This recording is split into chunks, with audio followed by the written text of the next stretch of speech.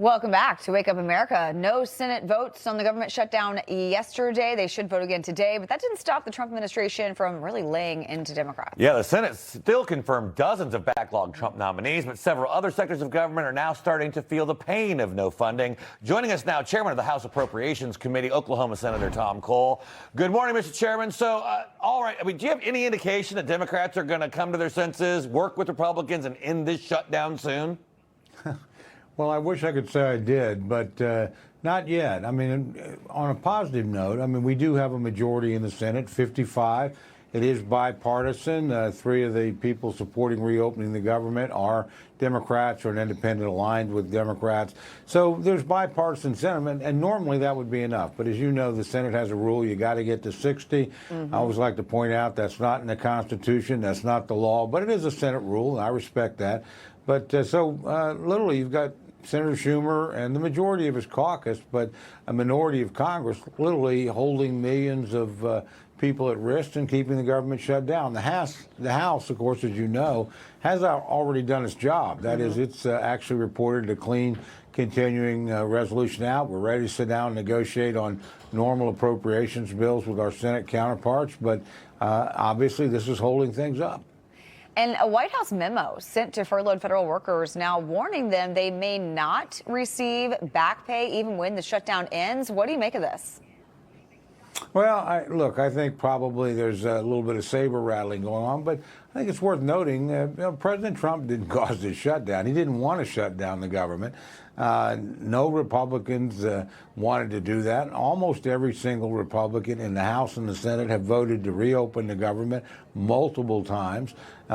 Frankly, almost every single Democrat has voted to shut it down multiple times. And it's now getting pretty serious. We're a few days away where it'll be difficult to pay our men and women in uniform. We already see some pushback from air traffic controllers who, of course, are working but not being paid. Same thing's true with our folks on the border. So it's just unconscionable to ask people to work and not guarantee them their payback. Yeah. And for those people who have been furloughed, to be fair to them, it's through no fault of their own. They haven't done anything to justify. This is just dysfunction among Senate Democrats doing what they said they would never do, that is shutting down the government to achieve an unrelated political goal. You mentioned it, Mr. Chairman. We're now just starting to see some of the impacts of the shutdown, the FAA enduring air traffic control shortages. There's delays at certain airports. Here's what the president had to say about that. Take a listen. They're all Democrat delays. There are delays at the airport. That's standard. And again, this is something that every day we put forth a bill. It's just a continuation. It's a very simple thing to sign and very simple to do. And I really think that these are people that I think they have nothing to lose. They have a party that's out of control.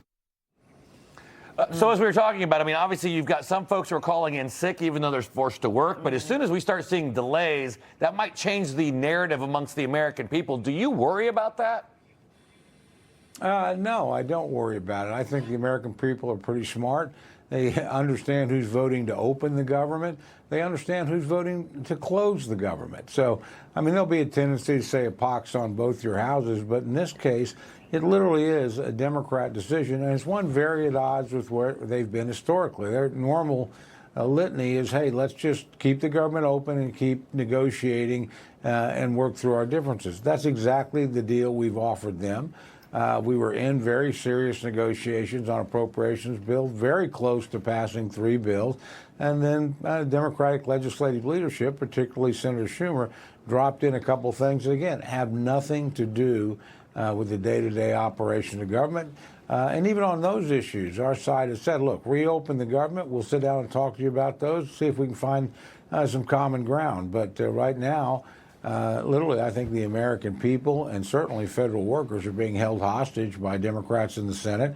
It's unconscionable. They know they're doing it, and it's dangerous. You can lead to accidents. You're going to have services denied that need to be there. And again, it's just unconscionable to have our troops in the field in difficult and dangerous situations not getting paid. They worry about their families at home. Yeah. And as you mentioned, the House got their job done. Now it's up to the Senate. And we had Senator Husted on earlier, and he said he really doesn't see anytime soon where both sides are able to push this thing forward and get rid of this shutdown. What are you hearing on Capitol Hill? Are we talking days? Are we talking weeks? What do you think really happens here?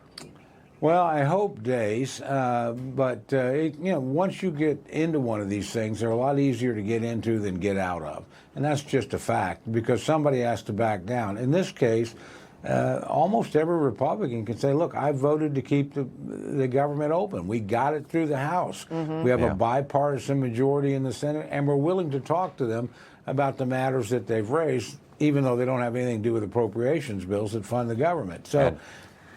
We feel like we've been the reasonable party here, and we think this is all done for political purposes by the Democrats, partly because Senator Schumer caught so much grief for not shutting down the government in March, and now he feels like he has to prove to people he will. That's a sad decision. All right, Mr. Chairman, Congressman Tom Cole, thanks for joining us this morning. Thank you. Hey, thanks for having me. Great to be with you.